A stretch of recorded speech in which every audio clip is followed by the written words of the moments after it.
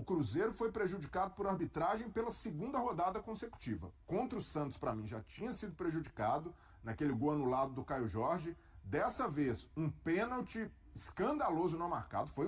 O José Aldo dá uma cortada realmente na bola dentro da área. E ainda assim, no final do jogo, o Chico Kim dá um carrinho que a gente tem visto com o pé alto, a perna na canela do adversário, do Eduardo, que tem sido vermelho pelos padrões exigidos de arbitragem, e essa bola aí... Olha isso aí. Olha, por isso que a gente reclama tanto que não há critério nenhum na arbitragem brasileira. Pênaltis são marcados diariamente, outros que nem são tão pênaltis quanto esse. A bola bate na mão, com o cara com a mão abaixada.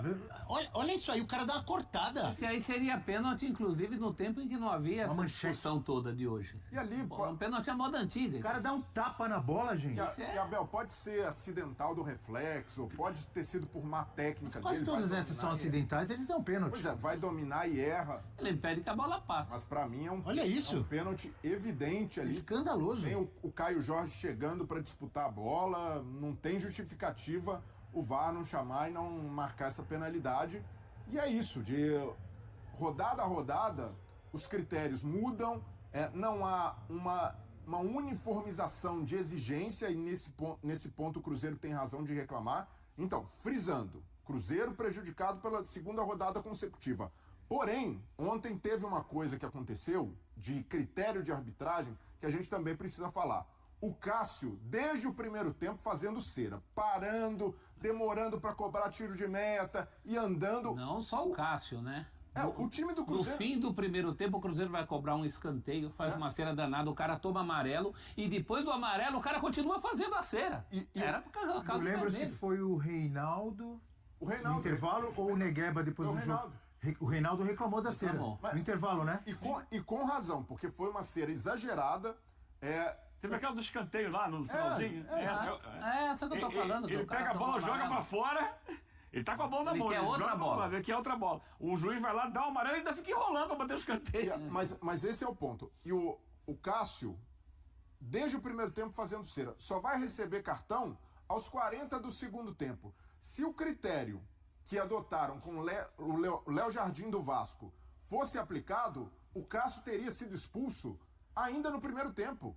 Porque, e de novo, o Vasco foi usado como bode expiatório de uma moralização do futebol brasileiro, de que vai acabar com a cera, e a gente vê, menos de 10 jogos depois, que não valeu de nada, porque o Bruno Arleu não adotou o mesmo critério, o mesmo rigor do Flávio Rodrigues de Souza no Beira-Rio, que expulsou o Léo Jardim, e aí a gente até falou, se daqui pra frente os árbitros não tolerarem mais esse tipo de cera, vamos aplaudir. Mas como não é o que aconteceu, precisamos cobrar a CBF, porque aquilo lá foi um escândalo só para pegar para Cristo um goleiro e dizer, não vamos aceitar cera, e na rodada seguinte tudo segue normal. E de novo, o Cássio é um goleiro que a gente já viu até dos tempos de Corinthians, quando é conveniente para o jogo, é experiente, sabe levar, e desde o primeiro tempo fazendo cera. Ele foi expulso e o árbitro aceitando. Num derby no Allianz por causa disso. Você lembra? E esse cartão amarelo tardio para o Cássio já é um cartão estratégico e político por parte do árbitro. Porque se ele dá antes, o risco dele ter que dar o segundo amarelo e, consequentemente, o vermelho, aumenta. Mas vai ficar com medo de expulsar? Vai adotar a regra ou não vai? Mas é o que está acontecendo com os árbitros. Já expulsou um goleiro do Vasco. Acontece com os árbitros. Então vou expulsar os outros. Cadê o critério? E a CBF, depois daquele escândalo com o Léo Jardim, disse, não, é uma recomendação, agora a gente vai passar a punir. Cadê? Onde está essa recomendação e onde está esse rigor adotado com o Léo Jardim? Se o Cássio pode fazer isso, e até os jogadores ali do Vasco, o árbitro disse, os jogadores estavam fazendo cera antes, o Piton tinha tomado amarelo, ok, ele levou em consideração o contexto. E no contexto de ontem, era toda a defesa do Cruzeiro segurando e todo o time também. Então, o árbitro, a gente precisa colocar o holofote sobre isso, porque se daqui para frente, se a cera voltar como se nada tivesse acontecido, só aumenta, para mim, o escândalo que foi a expulsão do Léo Jardim no Beira-Rio. É o que a gente falava no dia do Léo Jardim, né? E que a CBF corroborou. Exato. A CBF deu razão à expulsão do Léo Jardim. Se deu razão, ok. Então, é essa a interpretação? é esse o critério, todo mundo tem que seguir. Essa é a grande questão daquela expulsão. É a mesma coisa que a gente fala dos pênaltis. Cadê o critério? Olha a mão que o cara carregou a bola, deu um tapa na bola com a mão e não foi marcado o pênalti. Eu acho assim, lá na expulsão do Léo Jardim, não é absurdo desde que faça para todo mundo. E não faz para todo mundo. E o Breler falou, se a Cera voltar, ela nunca foi embora. Não. Mesmo depois da expulsão do Léo Jardim, todo jogo que a gente vê hoje. Essa coisa irritante do goleiro que cai e finge. Você vai ver essa semana, com jogos decisivos de Libertadores, de Sul-Americana, que vai ter de Cera. Inclusive por parte principalmente também dos nossos goleiros brasileiros. Todo mundo. Vamos acreditar A Cera não foi embora, mas ontem foi muito escandaloso que começou no primeiro tempo e foi, e o Bruno Arleu não fez nada. Aos 40 só que ele vai dar amarelo e depois no finalzinho de jogo amarelo do jogador do Cruzeiro. Cera no escanteio. O Cruzeiro fez Cera do goleiro ao ponta esquerda, que a gente lembrou dois casos. São as duas pontas do time. Era o time inteiro fazendo Cera e muito cedo, né? Fim de primeiro tempo, no caso do jogador ali no escanteio, que eu nem lembro quem era, que tomou amarelo e continua fazendo. Eugênio, gostaria de ouvi-lo sobre o jogo, atuações do Cruzeiro, do Mirassol. Eu posso mudar então o foco? Pode. Falar do Mirassol. Como é legal o time do Mirassol, né? Como tem futebol ali. Isso é barato, porque para mim é a grande novidade, é a grande surpresa, é o fora da curva do campeonato, é o Mirassol. Quando começou, ninguém apostava nada no time. Não, o Mirassol era aposta para ser rebaixado. Aposta para ser rebaixado. É verde, amarelo e branco, raça e futebol.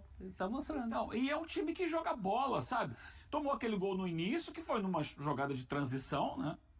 O Cruzeiro atraiu, acelerou e fez o gol. Para mim, uma falha do zagueiro. E do, não sei se era o lateral, mas deixou o Matheus Pereira cruzar com tranquilidade. Mas o pior é o zagueiro Jorge que não sozinho. marca. O zagueiro não marca, ele tenta cortar o cruzamento. Gêmeos, né? E não marca o Caio Jorge. Ali vai no cara, não vai na bola. Vai no jogador a ser marcado. Se você marca o jogador, você impede o gol. Mas ele tentou cortar a bola de cabeça, não achou nada e teve o gol. Mas depois, o Cruzeiro praticamente no jogo fez o gol.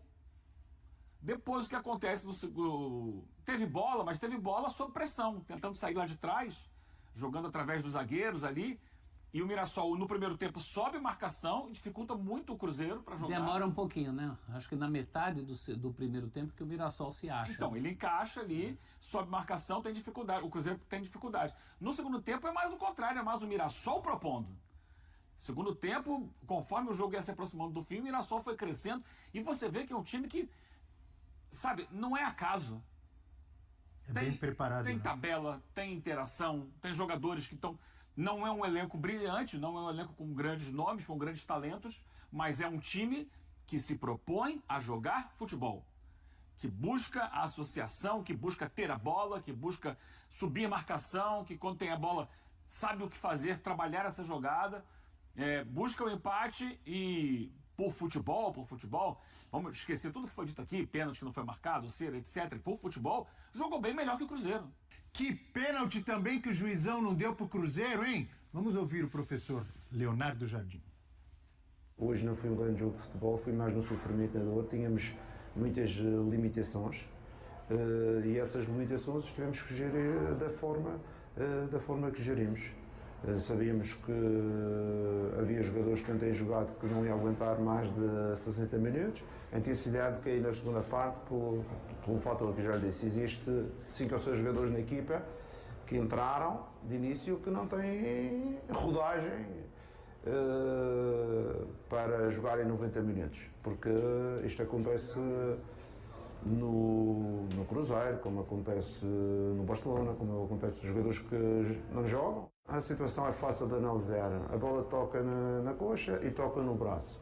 Mas depois, isto não é o penalti. O penalti vem a seguir porque eu não sabia que é permitido fazer manchetes de vôlei dentro da área. Isto é a segunda situação. Mas o que é que eu vou fazer? O que é que eu vou fazer? Eu ontem vi uma expulsão num jogo, que o jogador abriu os braços, foi expulso. Hoje vejo isto, não é chamado. Já no último jogo em casa fui assim, eu acho que a gente tem que tomar o futebol brasileiro tem que tomar algumas medidas, que senão isto as pessoas começam a desacreditar no VAR. Professor Celso Zelt, falei que o professor Leonardo Jardim estava reclamando. Agora, Isso aí não é pênalti? Olha aí. Não. Pode jogar vôlei dentro da área? Aí é que tá. É aquela coisa que a gente sempre fala aqui, e que o Leonardo Jardim está levantando com outras palavras, que é a falta de critério. Né? Vira uma coisa muito lotérica. Como é que a gente vai saber quando é ou quando não é, se os parâmetros são quebrados a todo jogo, né? E nesse caso ele fala, é no segundo momento, né? No segundo toque ali, porque há 2. Agora, independentemente disso, eu concordo com ele que não foi um grande jogo. Mas foi um jogo disputado. E dentro dessa disputa, o Mirassol mais uma vez mostrou muita qualidade. O Mirassol tem feito muitas vítimas em sua casa. E ao final da partida se perguntava para os jogadores e o técnico do Cruzeiro se tinha sido um bom resultado. Eu digo que foi um bom resultado, porque afinal o Cruzeiro busca o título. Agora, não foi um resultado ruim. Foi menos ruim do que poderia ser. Principalmente para o Cruzeiro, né? Que o Cruzeiro vem aí, uma virada traumática contra o Santos. Se isso acontecesse de novo ontem, o Cruzeiro faz um gol logo de cara. Isso condiciona as ações do Cruzeiro. O Cruzeiro passa a não precisar mais ir tão loucamente para frente, a tentar administrar o jogo. Golaço do Negueba. Esse gol do Negueba, Brelha, já fazia justiça a um resultado que o Mirassol merecia durante todo o jogo. Acho até que se houvesse a vitória do Mirassol, não seria um resultado injusto. Então, no frigir dos ovos, e pênalti não dado à parte, o Cruzeiro sai com um resultado que só não é melhor porque na rodada os perseguidores diretos do Cruzeiro fizeram bons resultados, fizeram ótimos resultados, né? Tanto o Flamengo quanto o Palmeiras conseguiram ganhar fora de casa contra adversários pesados. Mas na conta do campeonato, pelo que tem sido o campeonato, acabou ficando de bom tamanho para o Cruzeirão. Ali onde o Cruzeiro empatou, muito grande já caiu, viu, gente? O vai Grêmio continuar caindo. O Grêmio levou de 4, o Santos levou de 3 e outros. Aí. Corinthians, o Vasco. Olha quanta camisa derrubada. O São Paulo caiu para o Mirassol no Morumbi. O Mirassol deu muito trabalho ao Flamengo no Maracanã. E nessa toada dará trabalho ao Flamengo quando o Flamengo tiver que ir a Mirassol. Não à toa o Mirassol tá ali, tá em quinto ou sexto? Sexto. Sexto lugar. Tá bem o Mirassol. Nesse momento tá dentro da zona de classificação para a Libertadores da América, né? Esse resultado valeu ultrapassar o São Paulo, não é isso? Vou checar aqui. O que não é pouco. Enquanto eu olho a classificação aqui, o Breler fala o que ele achou do jogo, Breler. O Cruzeiro, como o prof falou, fica com o jogo condicionado por ter aberto cedo a vantagem, e aí perde ali um pouco da rotação inicial, né? O Cruzeiro iniciou bem, jogando fora de casa, mas fica de novo, né, um sinal de alerta para o Cruzeiro sobre o elenco curto. O elenco está curto para as ideias do treinador e para a pretensão que é lutar pelo título. Ontem o Eduardo, que sempre entra no jogo, titular, saiu jogando. E até na defesa, o Jonathan Jesus, que é zagueiro, tem de jogar na direita porque não tem Fagner e William. O Cauã Prats, que é um jovem, entrou na esquerda no lugar do Kaique Bruno e deu conta do recado, jogou muito bem, controlou bem a marcação pelo lado esquerdo, mas ainda assim, é isso, o Cruzeiro apostando em 2 jogadores da base na esquerda, a dificuldade de repor Caio Jorge e Matheus Pereira, de ter jogadores de velocidade pelos lados para entrar no segundo tempo. O Leonardo Jardim morre com 3 substituições, porque olha para o banco, ou os jogadores não têm, como ele falou, a rodagem para jogar 90 minutos, ou ele não confia plenamente para jogar com a característica que ele pede, que é com intensidade, que é pressionando lá na frente. Então, eu entendo também o lado do treinador, porque o Cruzeiro se desgasta naturalmente, como qualquer outro time, mas ele não tem uma margem tão grande para mexer, porque os jogadores do banco têm uma característica que ele não valoriza. O Gabigol, por exemplo. O Gabigol só vai entrar nesse time do Cruzeiro quando tiver com a partida resolvida ou para ser uma alternativa ao Matheus Pereira. Mas fora isso, é difícil imaginar o Leonardo Jardim mexendo no time para que o Cruzeiro seja propositivo, mantenha as ideias dele e o Gabigol entrando naturalmente, porque o Gabigol não entrega essa característica, essa identidade de time que o Jardim propõe. Então a diretoria precisa trabalhar também para ajudar o treinador. Você já está falando ou respondendo ao que mostra a tela que a gente vai mostrar agora. Você já está abordando o assunto das substituições ou talvez de um elenco que não responda ou que não traga tudo que o professor Jardim quer. Por quê? Olha só, substituições usadas por Leonardo Jardim em 33 jogos no Cruzeiro. Então, eu vou me aproximar aqui da tela para eu não falar bobagem. Em 19 jogos ele fez 5 substituições, é isso? Em 6 jogos ele fez 4. Em outros 6 jogos ele fez 3. E em 2 jogos ele fez 2. Não fez 5 substituições nos últimos 7 jogos. Eu ia justamente perguntar isso. Há quantos jogos ele não faz todas? Que tá ali Ontem ele fez 2, por exemplo. Mas é isso, ele tem esse dilema de ou oxigena o time, como ele faz ontem, né? Entra o Lautaro, que nem é o jogador de maior confiança que ele tem, mas por estar muito desfalcado, precisou utilizar, ou ele mantém os jogadores de confiança, porque quando sai um ou dois, o Cruzeiro já perde muito. O Christian, por exemplo, não tem uma reposição que entregue a intensidade do Christian. Então o Cruzeiro precisa sentar nesse momento com o treinador e pensar, olha, agora temos uma outra filosofia de futebol que não é a do começo do ano. E a gente precisa adaptar o elenco para isso. Por isso que, na minha visão, não é um elenco ruim. O Cruzeiro investiu muito, né, para contratar jogadores. Mas é deficitário. Mas é deficitário pelas pretensões do Cruzeiro. Se a ideia do Cruzeiro fosse ali lutar por uma vaga em competição sul-americana, ok. Mas para brigar por título com o Palmeiras, com o Flamengo, até mesmo... Talvez por isso o Leonardo Jardim tenha dito algumas rodadas atrás, mais ou menos um mês atrás, quando o Cruzeiro chegou na liderança, ele falou, não é nossa briga, não é nosso objetivo. Mas lembra, a gente ainda falou, todo mundo falou e pensou, eu também, acho que pensamos com razão, ele não quer aumentar a pressão em cima do time dele e tal, ficar falando que vai lutar por título, então ele usa esse discurso. Mas talvez ele tenha falado porque ele observa que faltam peças para brigar pelo título. Mas aí, eu acho que aí a questão é da diretoria do Cruzeiro, né? Uhum. Que fez investimentos, é verdade, gastou muito dinheiro no início do ano, mas quantas vezes nós, Abel, não falamos aqui da importância da janela de meio do ano? Que é fundamental para você ter um bom resultado no final da temporada, que você se reforce bem no meio do ano. Isso tem sido assim para todo mundo. Não adianta montar um time no início, porque há o desgaste, há jogadores que não encaixam, você tem que trocar, tem que achar um time e depois reforçar esse time com atletas que venham para trazer alternativas e trazer reposição num nível parecido aos titulares. Então, o Cruzeiro está demorando para se mexer nessa janela. E está deixando passar um bonde de um time que chegou a estar na liderança do campeonato. E começa a perder aqui, empata acolá e vai vendo a distância aumentar. Apesar de ter possibilidade, por exemplo, de descansar. Descansou a semana passada. Descansa essa semana de novo. Mas quando voltarem os jogos aí vem Copa do Brasil, aí ele já tem o clássico. Mas com Galo. essas eram semanas em que ele devia estar bem. De qualquer maneira, eu acho um erro. O quê? Você morrer com substituição no banco de reservas. O elenco tá lá. Não dá pra dizer que o jogador não pode jogar. Não dá pra botar o Gabigol. Dá pra botar o Gabigol, sim, por que não? Mas com o jogo apertado, 1-1, Eugênio, dá um risco, porque o Gabigol... E dá pra botar outros jogadores do banco. Você tem que renovar. Mas esses caras têm rotação muito baixa, Eugênio.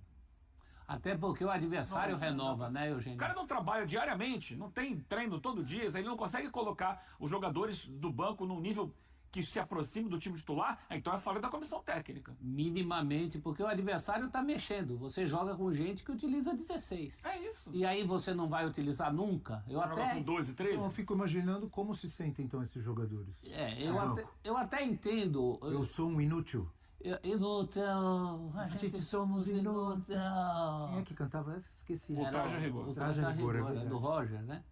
Agora, é o que dá você montar um elenco primeiro e trazer o técnico depois, que é muito comum no futebol brasileiro, né? Não é um elenco com as características que ele quer. Prof, o Léo Jardim nunca teria contratado o Gabigol, por exemplo. Nunca. Mas daquela leva anterior, não teria trazido...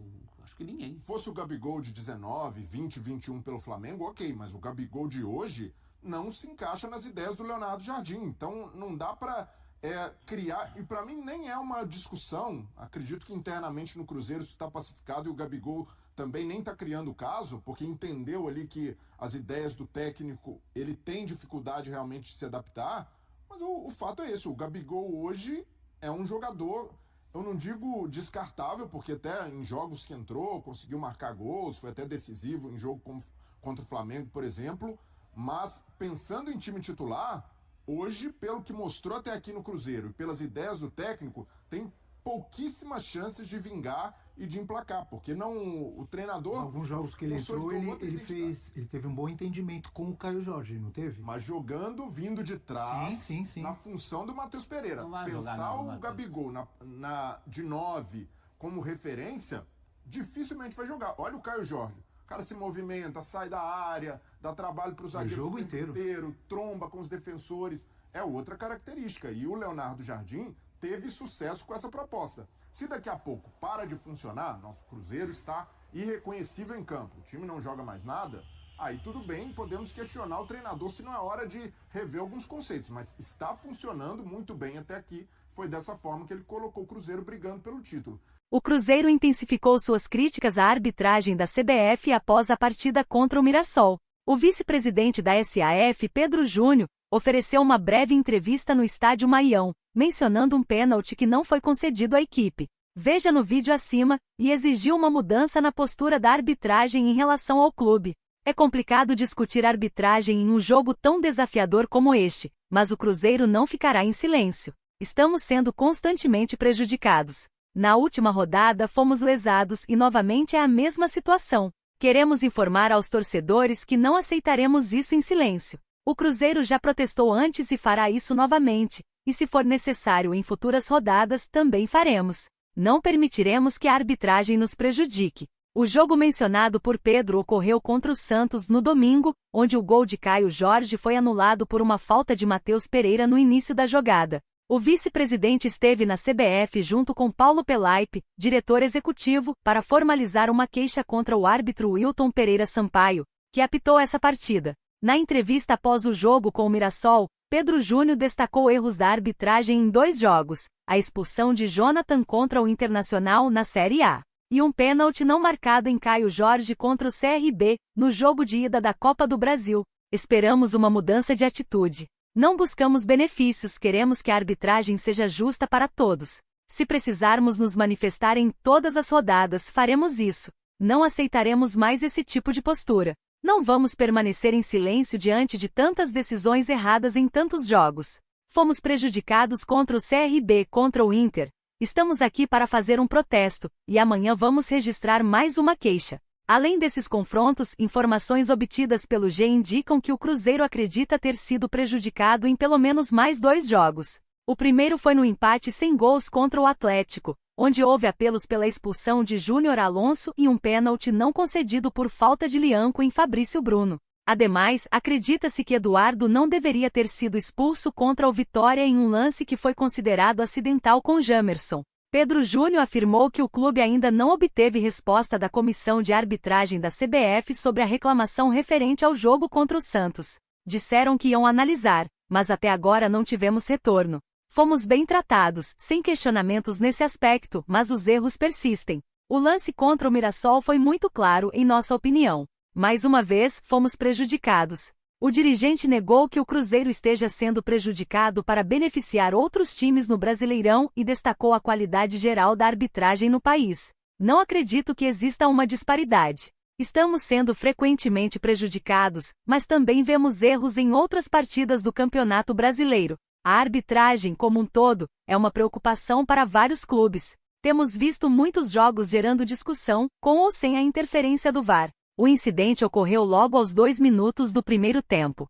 Matheus Pereira recebeu a bola na entrada da área, mas falhou na tentativa de finalização. A bola ficou em disputa e José Aldo não conseguiu dominá-la adequadamente, tocando-a com o braço direito. Imediatamente, os jogadores do Cruzeiro manifestaram suas reclamações a Bruno Arleu. Em seguida, quando a bola saiu para um arremesso lateral, o árbitro ouviu rapidamente as instruções do VAR e deu continuidade ao jogo. O responsável pela arbitragem de vídeo nessa partida foi Carlos Eduardo Nunes Braga. E aí, galera, o que acharam? Deixem suas opiniões nos comentários. Não se esqueçam de deixar o like, se inscrever no canal e ativar o sininho para receber as notificações. Até mais, Nação Celeste! Vamos pra frente!